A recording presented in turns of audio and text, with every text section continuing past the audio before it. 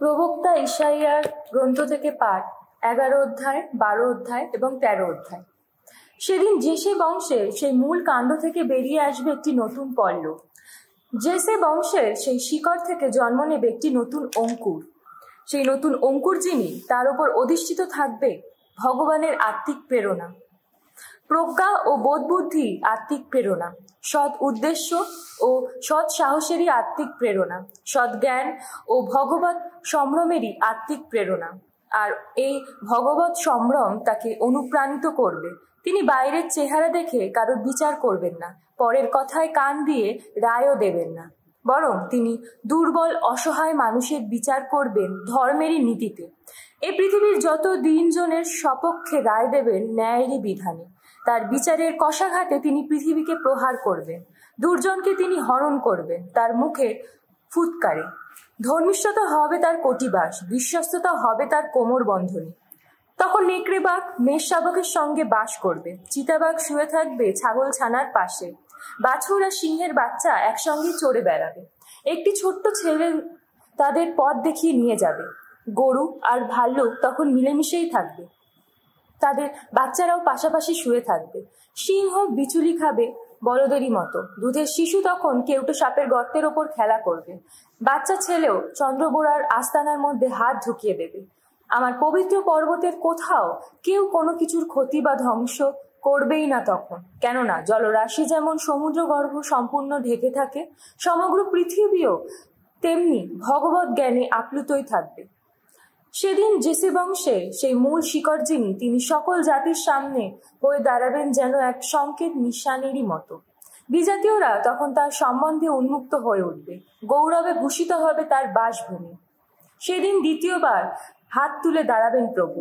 তার আপন জাতির অবশিষ্ট রয়ে গেছে যারা, আসিরিয়ায়, মিশর দেশে, পাত্রসে, এলামে, কুশে, সিনারে, হামাতে এবং সাগরের যত দ্বীপে, যত উপকূল অবশিষ্ট রয়ে গেছে যারা, তিনি নিজের সম্পদেরই মতো তাদের উদ্ধার করে আনবেন আবার। তিনি তখন বিজাতীয়দের লক্ষ্য করে তুলে ধরবেন একটি সংকেত নিশান। তিনি ইসরায়েলের নির্বাসিত সকলেই পৃথিবীর চতুর্সীমা থেকে জড়ো করে আনবেন আবার।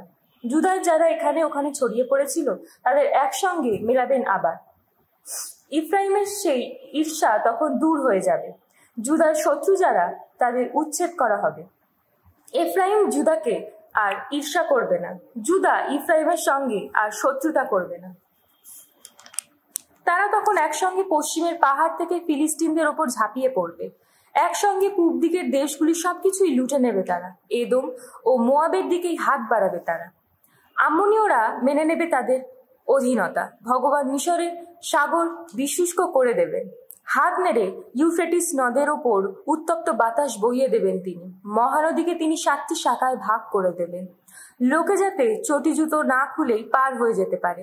ইসরায়েলের মানুষ যখন মিশর দেশ থেকে বেরিয়ে এসেছিল, তখন তারা যেমন যাবার মতো চওড়া পথ পেয়েছিল, সেদিন ভগবানের আপন জাতির অবশিষ্ট থেকে যাবে যারা, আসিরিয়ায় তখনও বেঁচে থাকবে যারা, তারাও তেমনি যাওয়ার পথ পাবে। সেদিন বলবে তুমি, ওগো ভগবান, তোমার স্তুতিগান করি আমি। আমার ওপর ক্রুদ্ধ ছিলে তুমি, কিন্তু এখন তোমার ক্রোধ শান্তই হয়েছে। সান্ত্বনাই দিয়েছ আমায়। এই দেখো, ইনিই আমার পরিত্রাতা ঈশ্বর। এখন বিশ্বাস করি আমি, কোনো ভয় নেই আর মনে। ভগবানই শক্তি আমার, আমার কণ্ঠগীতি। আহা, নিজেই হয়েছেন তিনি আমার পরিত্রাণ। মনের আনন্দে তোমরা তুলে আনবে জল পরিত্রাণের উৎস ধারা থেকে। সেদিন বলবে তোমরা, ভগবানের স্তুতিগান করো, করো তার নাম। বিজাতীয়দের মধ্যে প্রচারিত করো তার শত কীর্তি কথা। সকলকে শোনাও তার নাম কত মহিয়ান। তোমরা আজ ভগবানের করো গুণগান। আহা, তিনি গৌরবময় কাজই করেছেন। সমগ্র জগৎ জুড়ে এই কথা প্রচারিত হোক। সিয়নের যত পুরবাসী জয়ধ্বনি করো, হর্ষধ্বনি করো। ইসরায়েলের সেই পবিত্র জন যিনি, তোমাদের মধ্যে আহা কি অপূর্ব তার মাহাত্ম্য প্রকাশ। ব্যাবিলন সম্পর্কে আমোসের পুত্র ইসাইয়ার দিব্য দর্শনে পাওয়া দৈববাণী। গাছপালাহীন কোনো পর্বতে একটি সংকেত নিশান তুলে ধরো, চিৎকার করে হাত নেড়ে নেড়ে সকলকে আহ্বান জানাও। তারা যেন এবার প্রধানদের ওই তরুণদ্বার দিয়ে শহরে প্রবেশ করে। আমার সেবায় নিবেদিত যারা, আমি নিজেই তো তাদের আদেশ দিয়েছি। আমার যোদ্ধা যারা, আমার গৌরবে আনন্দ পায় যারা, আমার ক্রোধ তৃপ্ত করতে তাদেরই ডেকেছি আমি। ওই শোনো, পর্বতে পর্বতে এক মহা কোলাহল, যেন সমবেত হয়ে আছে বিশাল জনতা। ওই শোনো, কত রাজ্যের কত জাতির মিলিত মানুষের মহা শোরগোল। বিশ্বপতি ভগবান তো এখন যুদ্ধের জন্য ব্যূহ রচনা করেছেন। দূর দেশ থেকে, দিগন্তের প্রান্ত সীমা থেকে আসছে তারা, ভগবান নিজেই, এবং ওই যে তার রোষের হাতিয়ার যারা, তারাও গোটা দেশটাকে ধ্বংসই করতে আসছেন এখন। তোমরা এবার হাহাকার করো, কারণ ভগবানের সেই দিনটি আজ এই এলো বলে। সেই দিনটি তো সর্বশক্তিমানের ডেকে আনা মহাবিনাশের মতোই আসছে এখন। এখন দুর্বল নির্জীব হয়ে পড়বে সকলেরই হাত, ভয়ে বিগলিত হবে সবার অন্তর, আতঙ্কে বিহ্বল হবে তারা। তাদের আক্ষেপ ও যন্ত্রণা হঠাৎ শুরু হবে, যেন প্রসব বেদনায় কাতর কোনো নারীর মতো আকুলি বিকলি করবে তারা। বিস্ময়ে বিমূঢ় হয়ে চোখ চাওয়াচাওয়ি করবে তারা, তাদের গোটা মুখ লজ্জায় লাল হয়ে যাবে। ওই দেখো, ভগবানের সেই দিনটি আসছে এখন। আক্রোশে ভরা, উদ্দীপ্ত ক্রোধে ভরা সেই নির্মম দিনটি আসছে এখন। আসছে এই দেশটাকে জনশূন্য করে দিতে, তার পাপী অধিবাসীদের বিলোপ ঘটাতে। নভলোকের যত তারা, যত নক্ষত্র মণ্ডলী, তখন তার আলো ঝরাবে না। সূর্য তার উদয় লগ্নে অন্ধকারে আবৃত থাকবে, চাঁদও আর আলো দেবে না। ভগবান বলছেন, জগৎদাসীদের তাদের দুষ্টতার শাস্তি দেব আমি, দুর্জনদের পাইয়ে দেব তাদের যত অন্যায়ের প্রতিফল, উদ্ধত যত মানুষের দম্ভের শেষ ঘটাবো আমি, দুর্দান্ত যত শাসকের দর্পিত মাথা আমি হেট করে দেব। মানুষকে বিশুদ্ধ সোনার চেয়েও দুষ্প্রাপ্য করে তুলব আমি, অফিরে সোনার চেয়েও দুর্লভ করে তুলব আমি। আমি তো আকাশকে কাঁপিয়ে তুলব এবার বিশ্বপতি ভগবানের সেই উদ্দীপ্ত ক্রোধের দিনে। পৃথিবীটা তার আক্রোশ দেখে স্বস্থান থেকে নড়ে যাবে, তারা খাওয়া যত মৃগের মতো, কিংবা এমনই একদল মেষের মতো যাদের জড়ো করে নিয়ে যাবে তেমন কেউই নেই। সেদিন যে যার সজ্জনের কাছে ফিরে যাবে, যে যার দেশের দিকে পালিয়েই যাবে। তখন যাকে যেখানে পাওয়া যাবে তাকে অস্ত্রবিদ্ধ করা হবে, যে যেখানে ধরা পড়বে তাকে সেখানেই তলোয়ারের আঘাতে মরতে হবে।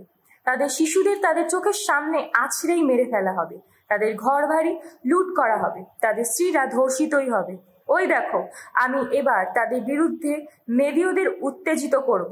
তারা তুচ্ছ করে রূপ সোনার কোনো মূল্যই দেয় না, তাদের ধনু যুবকদের বিনাশ ঘটাবে, কারোর গর্ভে কোনো সন্তানকেই দয়া দেখাবে না তারা, কোনো বালক বালিকার দিকেও তারা মমতার দৃষ্টিতে চেয়ে দেখবে না। সেই যে ব্যাবিলন, যা সর্বরাজ্যের মধ্যমণি, যা কলদীয়দের গর্ব গরিমা, তখন তার দশা হবে ঈশ্বরের হাতে অবলুপ্ত সেই সদম আর গমরারই মতো। সেখানে আর কেউই করবে না বসবাস, যুগ যুগ ধরে সেখানে থাকবে না কেউ। আরব জাতির কারোর তাঁবুও পড়বে না সেখানে, কোনো মেষপালকও তার মেষগুলিকে রাতের বিশ্রাম দিতে আসবে না সেখানে। রাত কাটাতে আসবে যত বনবিড়াল, অজস্র প্যাঁচার বাসা হয়ে উঠবে পুরো বাড়িগুলি। উট পাখিরাই থাকবে সেখানে, যত বুনো ছাগল সেখানে লাফিয়ে দাপিয়ে বেড়াবে।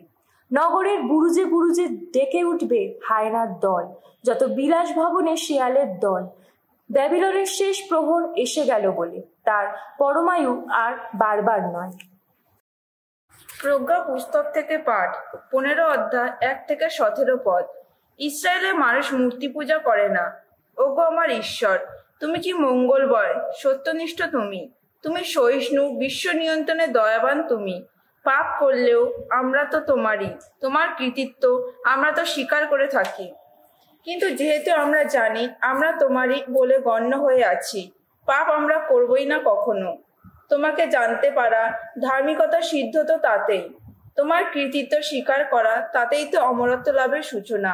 না, মানুষের অপশিল্পের ওই যে উদ্ভাবন, ওই যত চিত্রকরের নিষ্ফল প্রয়াস, নানা রঙের স্থূল প্রলেপ দেয়া ওই যে মূর্তিগুলো, ওসব তো ভ্রান্তির পথে আমাদের নিয়ে যেতেই পারেনি। ওই যত মূর্তি দেখে নির্বোধ মানুষের অন্তরে তো জেগে ওঠে কামনার আগুন। একটা জড় পুতুলের নিষ্প্রাণ আকার দেখে ওরা কিনা লালায়িত হয়। যারা ওইসব তৈরি করে ওইসবে আসক্তই হয়, ওইসবে পূজা করে থাকে, তারা তো মন্দিরে প্রেমিক হয়ে থাকে। ওই যারা ওপর আশা রাখে তারা সেই তারের মতো যোগ্যতা তাদের। যা যা আমাদের প্রয়োজন লাগে কুমত্ত কষ্ট করে নরম মাটির তাল পাকিয়ে পাকিয়ে সেই সব জিনিসই গড়ে তোলে। সে তো একই মাটি থেকে গড়ে তোলে সেই সব বাসন যা সূচিকর্মে ব্যবহৃত হয়। এবং সেই সব কিছু যা লাগবে অন্য কাজে। এই দুই তো একইভাবে তৈরি হয়ে থাকে। কোন বাসন কোন কাজে লাগানো হবে কুমোর নিজেই তা ঠিক করে নেন। তারপর হায় পণ্ডশ্রম, সে কিনা একই মাটি থেকে অলিক এক দেবতার মূর্তি গড়ে তোলে, অথচ সে নিজেই তো মাত্র কিছুদিন আগে জন্ম নিয়েছে মাটির বুক থেকে। আর কিছুদিনের মধ্যে তার কাছে ধার দেয়া আত্মাকে যখন ফেরত চাওয়া হবে, তখন সেই মাটিরই বুকে তাকে আবার ফিরে যেতে হবে, যার মধ্য থেকে তাকে বের করে আনা হয়েছিল। তাকে একদিন যে মরতেই হবে। তার আয়ুষ্কাল যে এতই অল্প, তাই নিয়ে সে কিন্তু চিন্তিত নয়, বরং সে যত স্বর্ণকার ও রৌপ্যকারের সঙ্গে পাল্লা দিতে চায়, যত তাম্রকারের নকল করে থাকে, যা নিতান্তই ভুয়ো, সে তাই করে গর্ব করে থাকে। তার অন্তরটা ছাই ছাড়া আর কিছু নয়। মাটির চেয়েও তুচ্ছ খেলো তার আশা, এঁটেল মাটিরও চেয়ে সস্তা তার জীবনের দাম। সে তো চিনতে পারেনি তাকেই, যিনি তাকে গড়ে তুলেছেন, যিনি এই ফুৎকারে তার মধ্যে জাগ্রত আত্মাকে এনে দিয়েছেন, যিনি নিজের প্রেরণায় তার মধ্যে এক জীবনদায়ী আত্মিক শক্তি জাগিয়ে তুলেছেন। সেই কুমোরের দৃষ্টিতে আমাদের এই জীবনযাত্রাটা যেন নিতান্তই খেলা। জীবনটা যেন একটা মেলা, যেখানে লাভের কড়ি জিতে নেওয়া যায়। সে তো এই কথা বলে, উপায়টা যাই হোক না কেন, হোক না অসৎ, মোট কথা টাকা করতে হবে। আসলে লোকটা অন্য সবার চেয়ে ভালোভাবেই জানে, একই মাটি দিয়ে ওই সব ভঙ্গুর বাসন ও মূর্তি তৈরি করে সে তো পাপ কাজই করে। এদিকে সেই যে সমস্ত শত্রু এক সময়ে তোমার জাতির ওপর নিপীড়িত চালিয়ে বেড়ায়, তারা কিন্তু সম্পূর্ণ নির্বোধ, বুদ্ধি বিচারহীন শিশুর চেয়েও হতভাগ্য তারা। তারা তো মনে করত অন্যান্য জাতির যত দেবমূর্তি ও প্রকৃত দেবতা, অথচ ওই মূর্তিগুলো চোখ দিয়ে দেখতে পায় না, নাক দিয়ে নিঃশ্বাস নিতে পারে না, কান দিয়ে শুনতে পায় না, হাতের আঙুল দিয়ে কোনো কিছু অনুভব করতেই পারে না, পা দিয়ে হাঁটতেও পারে না। ওগুলো তো মানুষেরই রচনা, ধার করে নেওয়া প্রাণবায়ু যার, তেমন একজনই ওগুলো নির্মাণ করেছে। কোনো মানুষই তো নিজের প্রতিরূপ করে কোনো দেবতাকে গড়ে তুলতে পারে না। সে নিজেই মরণশীল, সে অধর্মী হাত দিয়ে যা তৈরি করে তা তো নিষ্প্রাণ হবেই। যে সব বস্তুর উপাসনা করে, সে নিজে তো ওসব কিছুর চেয়ে শ্রেয়। তার মধ্যে প্রাণ আছে, ওগুলোর মধ্যে কিন্তু কোনো প্রাণ থাকতেই পারে না।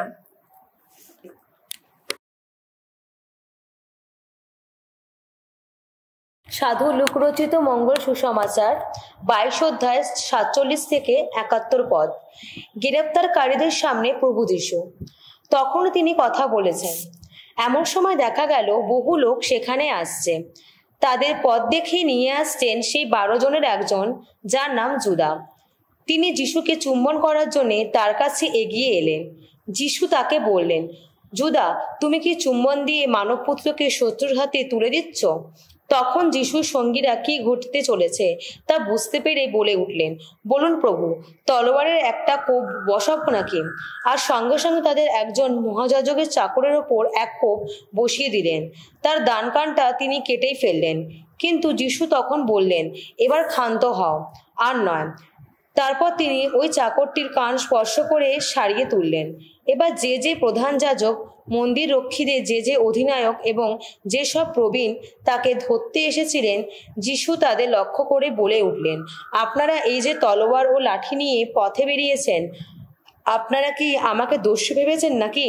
দিনের পর দিন আমি যখন আপনাদের সঙ্গে মন্দিরে ছিলাম, কই তখন আপনারা তো আমাকে ধরবার জন্যে হাত বাড়াননি। কিন্তু এখন যে আপনাদের এই সময়, এখন যে অন্ধকারের জয় চলেছে। তারা তখন যীশুকে বন্দি করে মহাযাজকের বাড়িতে নিয়ে গেলেন। পিতর বেশ খানিকটা দূরত্ব রেখে পিছু পিছু গেলেন। বাড়ির উঠোনের মাঝখানে আগুন জ্বালিয়ে লোকজনেরা তার চারিপাশে বসেছিল। পিতরও তাদের মধ্যে গিয়ে সেখানে বসলেন। তাকে সেখানে আগুনের আলোয় বসে থাকতে দেখে একজন দাসী তার দিকে একদৃষ্টি তাকিয়ে বলল, এই লোকটাও তো ওর সঙ্গে ছিল। তিনি কিন্তু তা অস্বীকার করে বললেন, না মেয়ে, আমি ওকে চিনিই না। কিছুক্ষণ পরে আর একজন তাকে দেখে বলল, তুমিও তো ওদেরই একজন। কিন্তু পিতর বললেন, না মশাই, আমি ওদের লোক নই। ঘণ্টাখানেক পরে আর একজন লোক বেশ জোরের সঙ্গে বলল, নিশ্চয়ই এই লোকটি ওর সঙ্গে ছিল। দেখছো না, এ তো গালিলিয়ারই লোক। পিতর উত্তর দিলেন, মশাই, আপনি যে কি বলছেন বুঝতেই পারছি না। আর তখনই তিনি এ কথা বলছেন, সেই সময় একটা মোরগ ডেকে উঠল। প্রভু তখন ফিরে পিতরের দিকে একবার তাকালেন। প্রভু সেই যে তাকে বলেছিলেন, তুমি যে আমারই একজন, আজ মোরগ ডাকবার আগেই তুমি তা তিনবার অস্বীকার করবে, সেই কথা পিতরের মনে পড়ে গেল। তিনি তখন সেখান থেকে বেরিয়ে এসে দুঃখের জ্বালায় কাঁদতে লাগলেন। যারা যিশুকে পাহারা দিচ্ছিল তারা এই সময় যিশুকে উপহাস করতে লাগলো, মারধর করতে লাগলো। তার চোখ বেঁধে তারা প্রশ্ন করতে লাগলো, নাও এবার দিব্যজ্ঞান দেখাও দেখি, বলো দেখি কে তোমাকে মারলো। তাছাড়া তারা আরো অনেক যা তা কথা বলে তাকে অপমান করতে লাগলো। তারপর যখন সকাল হলো, প্রধান যাজকদের ও শাস্ত্রীদের নিয়ে জাতির প্রবীণদের যে পরিষদ ছিল, তখন তার অধিবেশন বসলো। তারা যিশুকে নিয়ে এলেন তাদের সেই মহাসভায়। তারা বললেন, তুমি যদি সেই খ্রিস্টই হও তবে সে কথা আমাদের বলো। যিশু উত্তর দিলেন, আমি যদি তা বলি আপনারা তো বিশ্বাস করবেন না, আর যদি কোনো প্রশ্নই করি আপনারা তো উত্তরই দেবেন না। তবে আজ থেকে মানবপুত্র কিন্তু সর্বশক্তিমান ঈশ্বরের ডান পাশেই বসে থাকবে। সবাই তখন বলে উঠলেন, তুমি কি তাহলে ঈশ্বরের পুত্র? উত্তরে তিনি বললেন, আপনারা নিজেরাই তো বলছেন আমি তাই। তখন তারা বললেন, এর পরেও কি সাক্ষ্য প্রমাণের কোনো প্রয়োজন আছে? আমরা নিজেরাই তো ওর নিজের মুখ থেকে কথাটা শুনলাম।